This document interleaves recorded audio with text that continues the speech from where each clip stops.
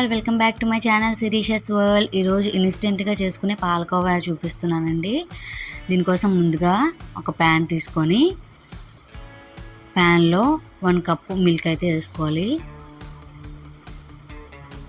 ఈ పాలు బాగా మరగాలండి.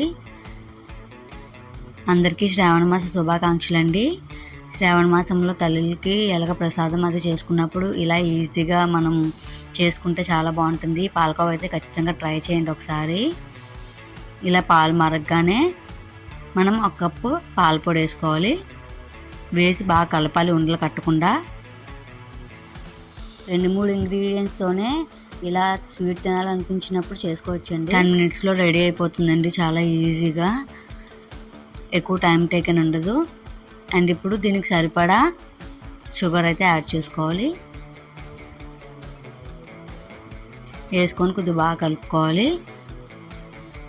అడుగంటుకుంటూ ఉంటే సరిపోతుందండి. అడుగంటకుండా చూసుకుంటూ ఉంటే సరిపోతుంది. ఇలా మధ్య మధ్యలో కలుపుతూ ఉంటే ఒక 5 మినిట్స్కి మనం ఇలాగ పాలపొడి వేసాక చూడండి చిక్కపడుతుంది. ఇలా కంటిన్యూస్గా కలుపుతూ ఉంటే మనకి దగ్గరగా అయిపోతుందండి. చూడండి ఇలా చిక్కపడుతుంది కదా. కొద్దిగా ప్యాన్కి ఇలా సపరేట్ అవుతుంది అనుకున్న టైంలో ఇలాచీ పొడి వేసుకోవాలండి. ఇలాచీ పొడి వేసుకొని బాగా మిక్స్ చేసుకోవాలి.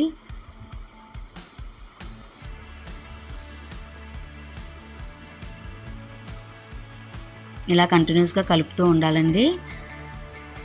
ఇలా కలుపుతూ ఉంటే మనకి చిక్కపడింది కదండి, ప్యాన్కి సపరేట్ అవుతున్నప్పుడు చేసి మనం స్టవ్ ఆఫ్ చేసుకోవాలి.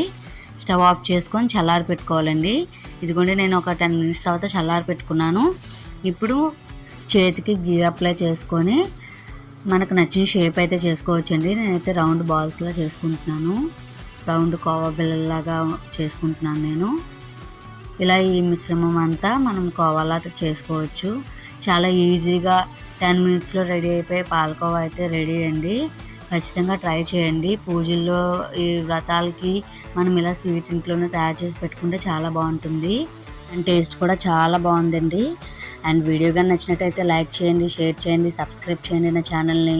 Thank you for watching.